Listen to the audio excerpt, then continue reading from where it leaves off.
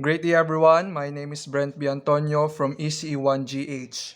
In this video, we are going to find two numbers whose sum is A if the product of one by the square of the others is to be a maximum.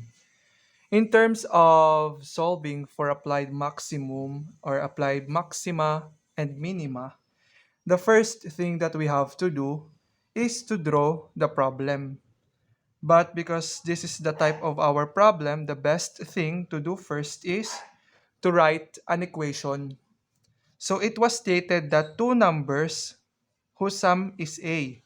We can represent these two numbers as x and y, leaving us with the equation of x plus y is equals to A. And the maximum that we are finding is the product of one by the square of the others. So we can write maximize is equals to x times y squared. Because again, we represented these two numbers as x and y. And y is squared because according to the problem, the other one is squared.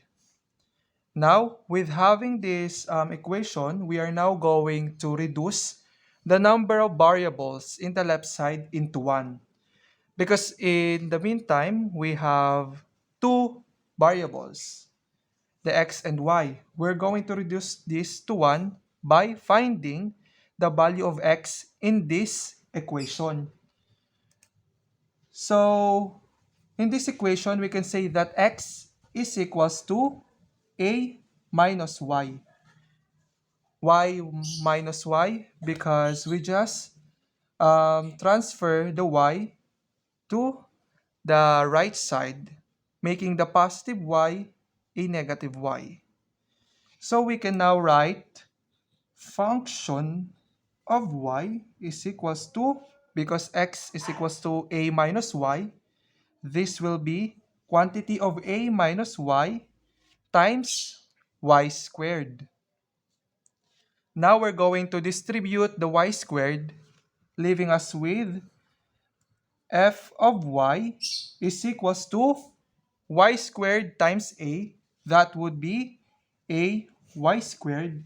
And y squared times negative y, that would be negative y cubed. After having this function, we can now find its first derivative. So f prime of y is equals to the derivative of ay squared is 2ay, and the derivative of negative y cubed is negative 3y squared. Now we're going to find the critical point because we already have the first derivative. And how are we going to do that? We're just going to equate this expression to 0. So we can write 0 is equals to 2ay minus 3y squared. And now we're going to factor this expression, leaving us with 0 is equals to y times quantity of 2a minus 3y. Now we can say that y is equals to 0 and 2a minus 3y is equals to 0. And because we are finding the value of y here, we're going to transfer the 2a to the right side, leaving us with negative 3y is equals to negative 2a. We're going to cancel out the negative 3 here by dividing both sides to negative 3. So just write divided by negative 3 divided by negative 3.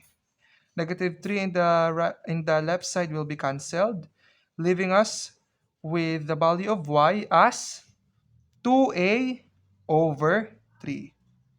Now we have the two values of y. Y is equals to 0 and y is equals to 2a over 3. And because we are finding the maximum, we cannot use the y is equals to 0. So we can say that y now is equals to 2a over 3. But how about the x? We don't have a specific value of x yet. How are we going to find that? So according to the equation that we've made earlier, we said that x is equals to a minus y. And according to our calculations, we said that y is equals to 2a over 3. So we're going to substitute y here as 2a over 3. And now we're going to subtract a minus 2a over 3 by giving both terms the same denominator. So because the denominator of 2a over 3 is 3, we're going to give a denominator of 3. So we can say a is equals to 3a over 3.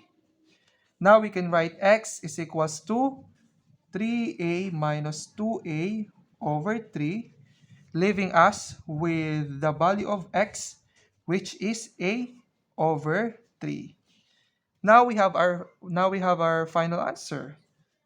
We can conclude that the two numbers have a value of a over 3 and 2a over 3.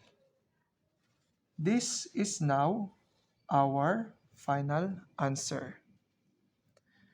That's it for this video. I hope that I was able to give you some insights with regard to how these kinds of problem can be solved. Thank you for watching. Laus Deo.